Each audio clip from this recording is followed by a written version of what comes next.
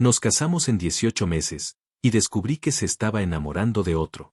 Conocí a Nicole en un rincón improbable de Internet, un servidor pequeño donde la gente se presentaba con sus nombres de usuario como si fueran trajes prestados, y de pronto las conversaciones tenían más honestidad que las que yo había tenido en bares ruidosos y salas de estar demasiado iluminadas.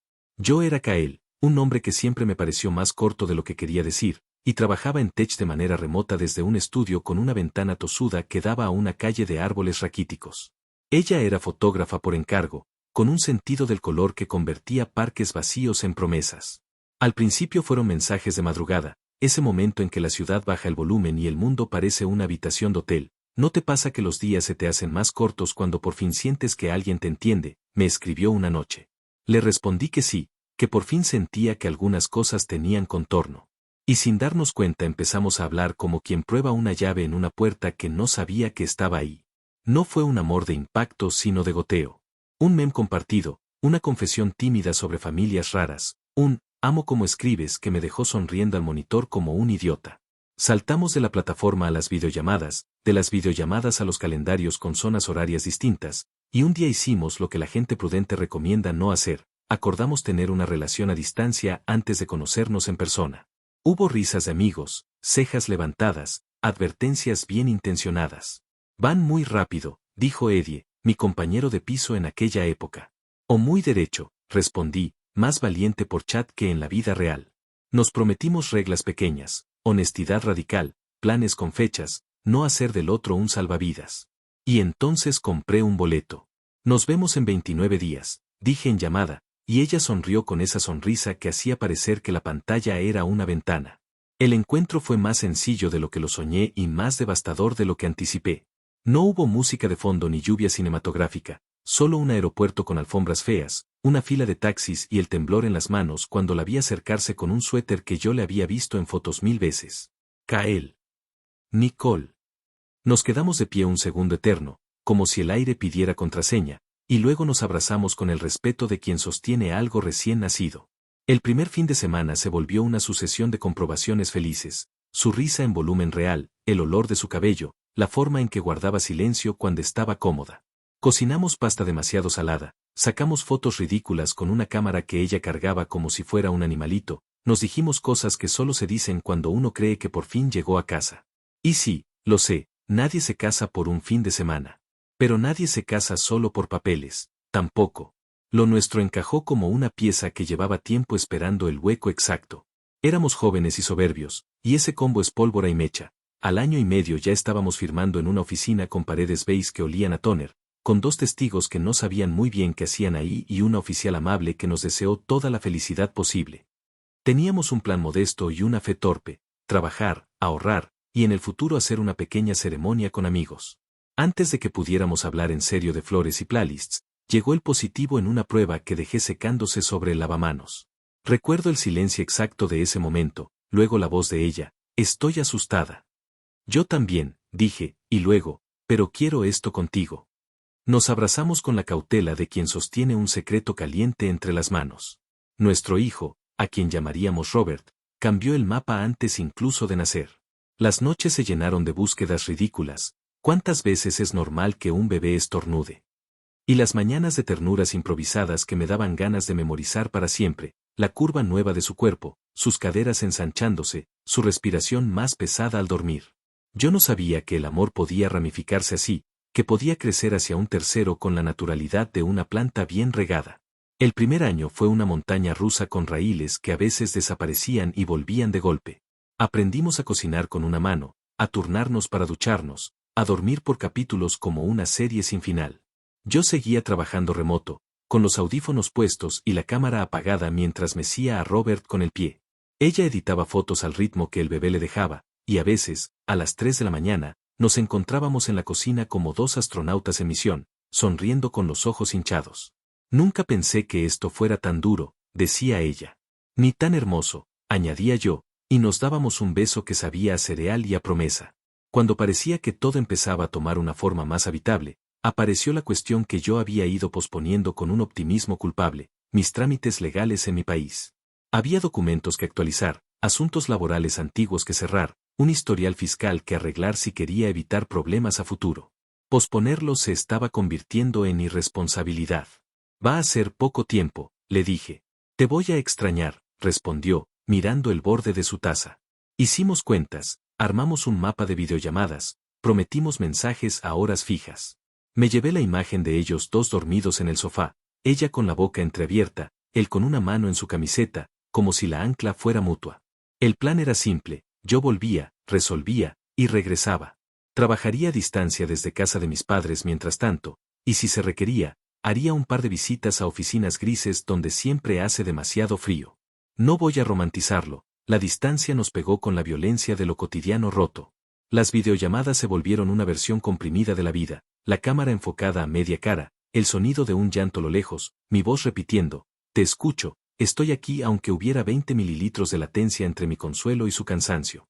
Yo me despertaba en otra zona horaria, con la sensación desagradable de que la casa donde estaba no olía a nosotros. Trabajaba desde el escritorio de mi adolescencia, con pósters que ya no me representaban, y a ratos me sentía un impostor con traje de adulto.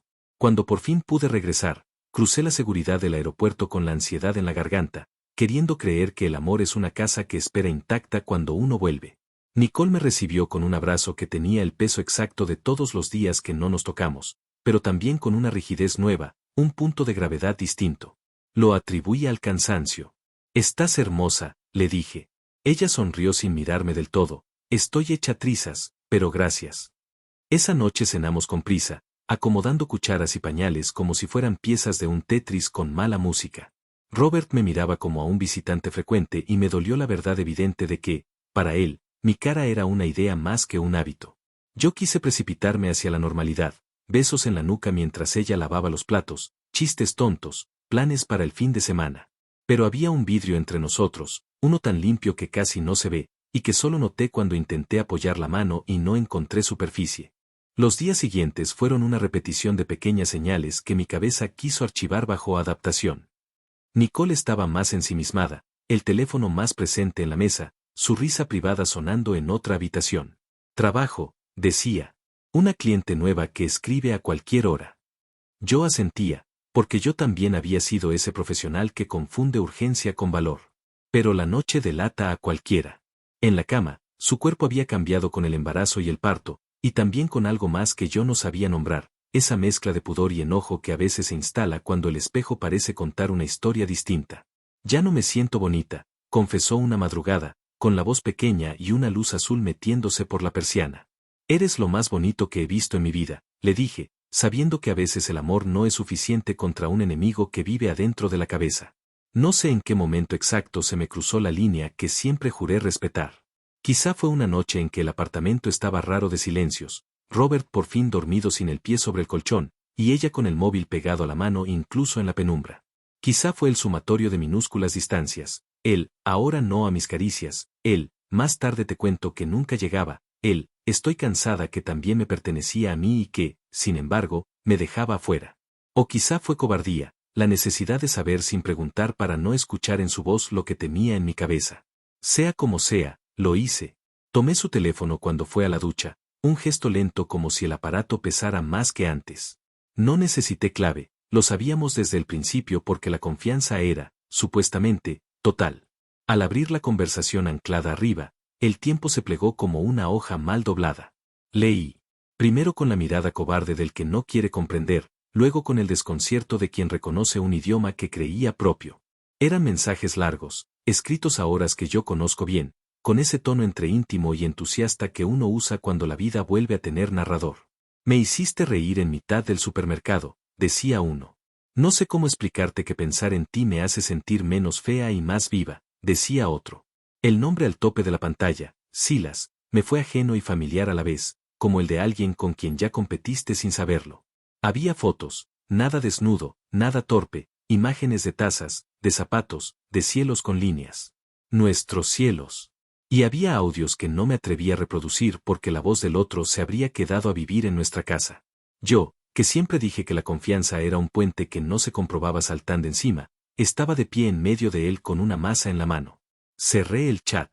Apoyé el teléfono en la mesa con la delicadeza de quien devuelve un animalito a su caja. Me senté. Escuché el agua detrás de la puerta y pensé en todos los significados posibles de soledad. Pensé en el cuerpo de ella, en el mío lejos, en el bebé que no pidió ser territorio de batalla. Me dije que no iba a gritar, que no iba a acusar desde la herida como quien escupe sangre. Me dije, también, que no iba a fingir que nada pasó.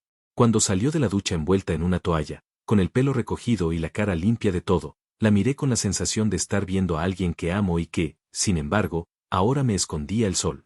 Nicole, dije, y mi voz sonó como una puerta vieja que se abre. ¿Qué pasa? Necesito que hablemos. Y necesito que no me mientas. Ella apretó la toalla contra el pecho, como si el frío la hubiera encontrado. No bajé la mirada. No levanté la voz. No puse pruebas sobre la mesa. Solo dejé que el peso de mi certeza hiciera su trabajo. Y si alguna vez hubo silencio en esa casa, esa noche se sentó con nosotros a la mesa como un tercero que no habíamos invitado. Actualización 1. Ella no intentó negar nada. Solo bajó la mirada, y ese gesto fue más devastador que cualquier palabra. Kael, dijo, y la voz se le quebró antes de encontrar la excusa. Por favor, no hagas una escena. No hay nada físico, solo alguien con quien hablo. Alguien con quien hablo. Esa frase me golpeó en el estómago con una claridad que dolía. En ese instante supe que eso era lo que habíamos perdido, el derecho a ser el refugio del otro. La conversación que antes era mía, ahora tenía un nombre ajeno. Me quedé callado un buen rato, intentando ordenar el ruido en mi cabeza. El sonido del agua del baño todavía goteaba, el reloj marcaba las 11:42 de la noche, y nuestro hijo respiraba en la habitación contigua sin saber que su casa acababa de dividirse en dos. ¿Quién es?, pregunté al fin. Alguien que conocí por trabajo. No lo busqué, simplemente pasó. Nada simplemente pasa, Nicole. Ella se sentó en el borde de la cama, con los dedos entrelazados. Me contó, entre pausas y sollozos, que se había sentido sola, fea, invisible. Que mis ausencias, aunque fueran por deber, le habían hecho pensar que ya no era la misma mujer que yo había conocido. Ya no me miras igual, Kael. Ya no me tocas con deseo, solo con rutina. No me culpes por querer sentirme viva. La escuché en silencio, porque interrumpirla habría sido inútil. Había decidido justificar lo injustificable. Estás enamorada de él, dije, sin rodeos. Ella cerró los ojos. No lo sé, pero sí siento algo. Esa fue la estocada final. No hubo gritos. No hubo portazos. Solo ese tipo de dolor silencioso que te arranca el aire y te deja de pie frente a alguien que ya no sabes quién es. Esa noche dormimos en la misma cama, pero a años luz de distancia. Yo mirando el techo, ella mirando la pared. Ninguno durmió. Los días siguientes fueron una coreografía de frialdad. Nos movíamos por la casa como dos desconocidos que comparten hipoteca. Ella evitaba mi mirada, yo evitaba las preguntas. Hasta que una noche, mientras acunábamos a Robert, rompió en llanto. No quiero perderte. No quiero que mi hijo crezca sin su padre. Tú lo pusiste en riesgo, no yo, respondí con la voz quebrada. Por favor, Kael, no lo arruinemos.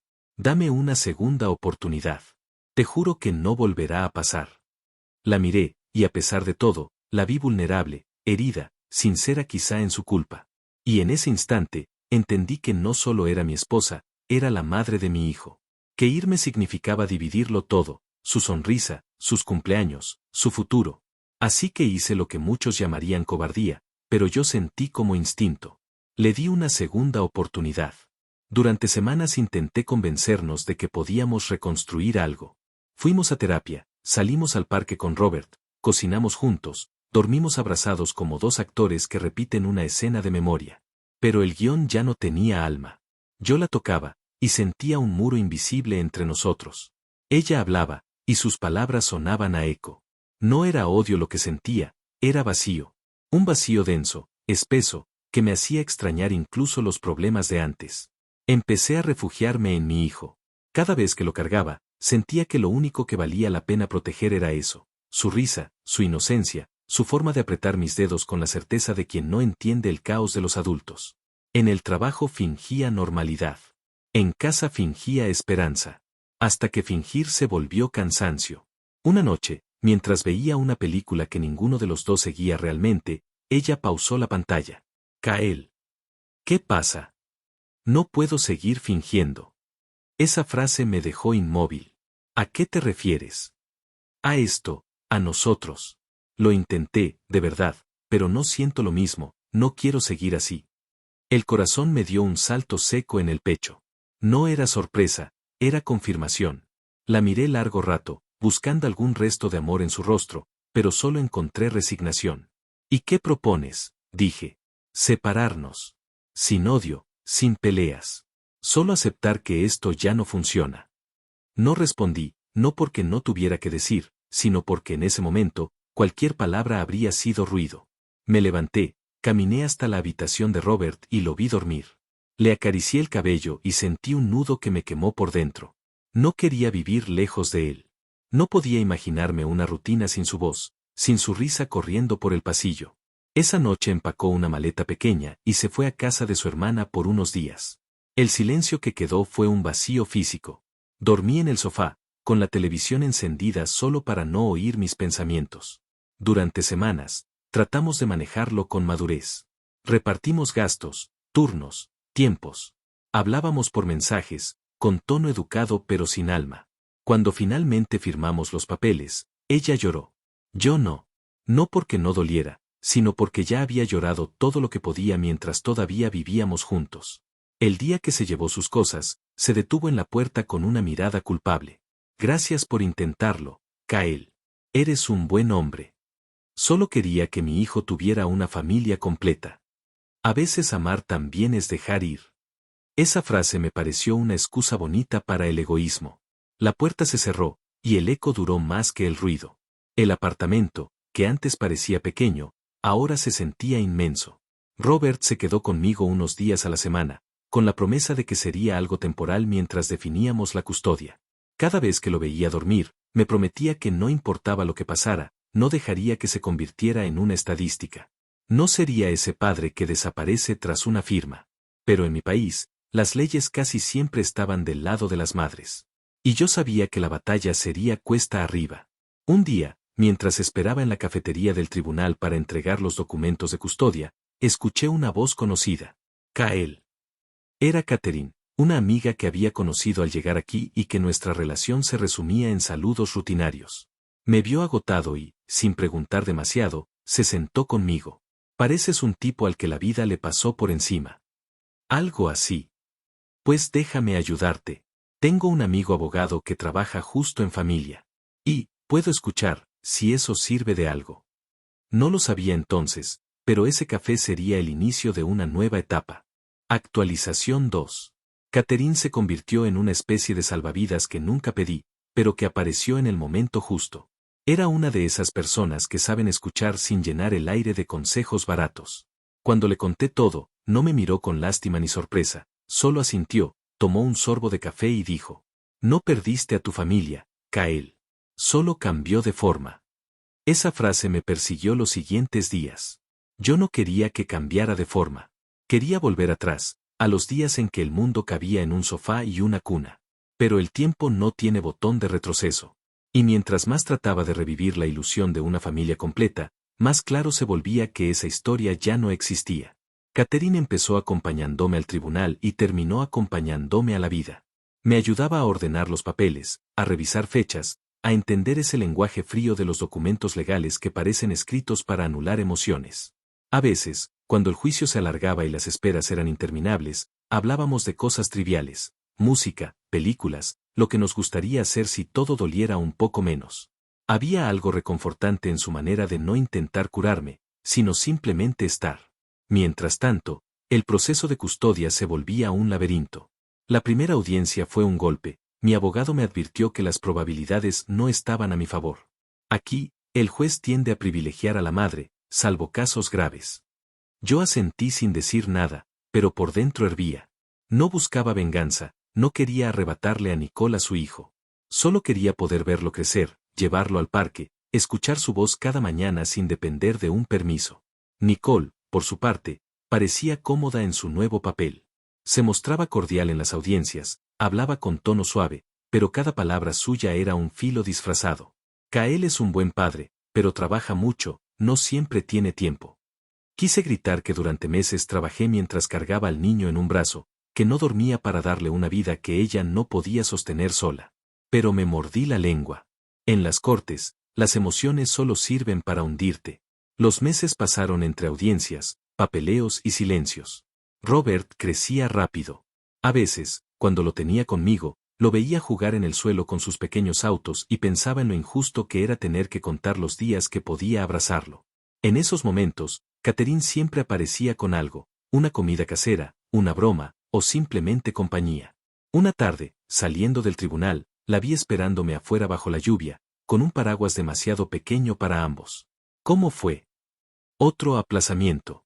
Nicole pidió revisar las condiciones. ¿Y tú? Yo solo quiero paz, Catherine. La vas a tener. Aunque no sea como imaginas. Esa noche, cuando Robert se quedó dormido, me senté frente a la ventana con una cerveza y una pila de documentos sobre el escritorio.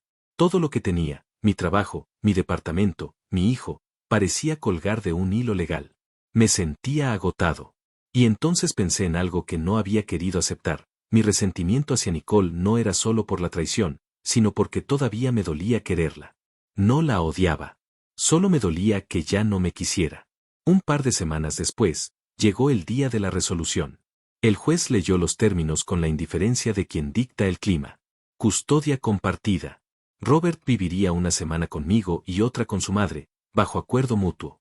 Mi abogado me palmeó el hombro. Esto es lo mejor que podíamos conseguir. Yo asentí, pero cuando salí del tribunal y me senté en los escalones, sentí un nudo en la garganta. No era alegría ni tristeza. Era alivio con sabor a derrota. Catherine apareció de nuevo, como si hubiera adivinado. ¿Cómo fue? Mitad y mitad, respondí, mirando el suelo. Supongo que es justo. A veces lo justo no es lo que uno quiere, pero es lo que necesita para seguir. Levanté la vista y la miré. Había algo en su manera de sostener la mirada que me calmó más que cualquier victoria. Ella sonrió apenas. Ven, vamos a comer algo. No pienso dejarte solo en tu día más importante. Esa tarde fuimos a un pequeño restaurante cerca del río. Hablamos de todo y de nada. Por primera vez en meses, reí sin sentir culpa. Al despedirnos, ella me abrazó fuerte.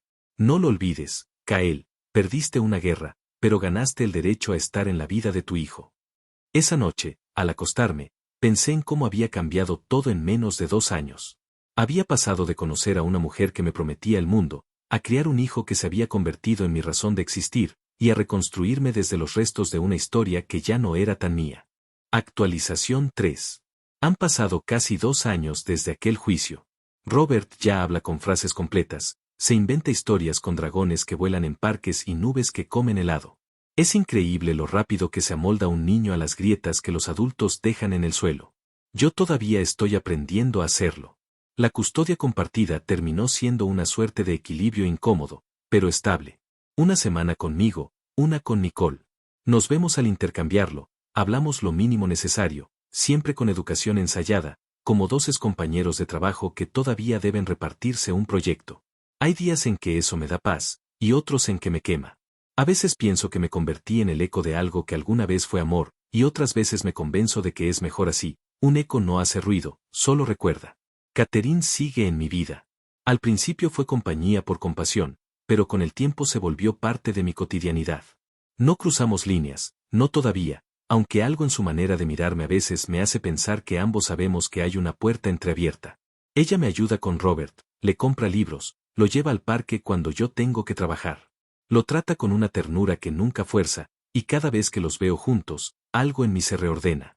Una tarde cualquiera, mientras Robert pintaba en la mesa del comedor, me preguntó: «Papá, ¿por qué tú y mamá no viven juntos?». Tragué saliva. Había esperado ese momento, pero cuando llegó, me sentí tan torpe como si tuviera 15 años. Porque a veces, hijo, las personas se quieren, pero ya no saben hacerlo sin lastimarse. Me miró con esa inocencia que desarma. ¿Pero se siguen queriendo un poquito? Sí, un poquito, le dije, y no supe si mentía o no. Nicole y yo seguimos hablándonos con cortesía. A veces me manda fotos de Robert cuando está con ella. Hay días en que su tono suena distinto, más cálido, casi como antes. Otras, más distante, más formal. Me doy cuenta de que ya no me duele su voz, pero todavía me inquieta su silencio. Una vez, mientras me entregaba a Robert, me dijo sin mirarme: «Gracias por no hacerme la guerra, Kael». No quería guerra. Solo quería justicia. Y la tuviste. No del todo. Pero tengo a mi hijo, y eso basta. Ella asintió, y por un segundo, vi en sus ojos una sombra de la mujer que conocí, pero se desvaneció rápido, como el humo cuando se abre una ventana. Aprendí que hay amores que no terminan con odio, sino con agotamiento. Que uno no deja de amar de golpe, sino a pedazos, hasta que ya no queda nada más que agradecimiento y cansancio. Con el tiempo, mi relación con Catherine se fue transformando en algo más natural, más cercano. Una noche, después de dejar a Robert dormido, se quedó un rato más. Estábamos viendo una película que ninguno realmente seguía, y en un momento de silencio, se giró hacia mí y dijo: «¿Ya no hablas de ella con rabia?» «No, ya no. Supongo que me cansé de cargarla». «Eso es bueno». «¿Por qué?» «Porque cuando uno deja de odiar, empieza a sanar». Hubo algo en su forma de decirlo que me desarmó. No hubo beso, ni promesa, ni música. Solo una mirada larga que dijo lo que ninguno necesitaba poner en palabras. Los meses siguientes fueron distintos. Empecé a enfocarme más en el trabajo, a salir con Robert los fines de semana, a sentir que mi vida ya no estaba en pausa. Catherine y yo empezamos a compartir más tiempo, sin etiquetas, sin planes. Ella no llenó el vacío que dejó Nicole, lo transformó en algo habitable. Me devolvió la calma de las cosas sencillas, cocinar juntos, reír sin miedo, mirar el atardecer sin sentir urgencia. Un domingo, mientras jugábamos con Robert en el parque, lo vi correr hacia Catherine y abrazarla como si siempre hubiera estado ahí. Ella lo alzó y él gritó su nombre con alegría. En ese instante entendí que la vida, a su manera, estaba encontrando una forma de recomponerse. No igual, pero suficiente. Esa noche, después de dejar a Robert en la casa de Nicole, ella salió al portal para despedirse. «Se ve feliz», dijo mirando hacia el carro. «Sí, creo que lo es». «¿Y tú?» «Aprendiendo a hacerlo». «Eso me alegra, Kael. De verdad». Hubo un silencio breve, amable, antes de que se diera la vuelta. Y mientras la veía alejarse, sentí por primera vez que no necesitaba nada más de ella, ni explicaciones, ni disculpas, ni regresos. Lo que alguna vez tuvimos había cumplido su ciclo. Hoy, cuando miro atrás, no siento rencor. Nicole me dio a Robert, y ese pequeño ser es el hilo que mantuvo mi cordura cuando todo lo demás se desmoronaba. Me enseñó que amar también es perder, y que perder no siempre es el fin.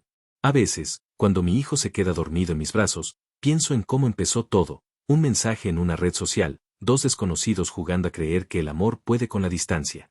Tal vez no sobrevivió, pero sí nos transformó. Y aunque mi historia con Nicole terminó, la de mi vida apenas comenzó. Porque al final entendí que hay finales que no son castigos, sino segundas oportunidades disfrazadas. Y esa, sin duda, fue la mía. Gracias por llegar hasta el final de este video. Cuéntanos en los comentarios si has vivido algo similar o conoces a alguien que haya tenido una experiencia parecida. También recuerda darle a like y suscribirte para más historias. Gracias.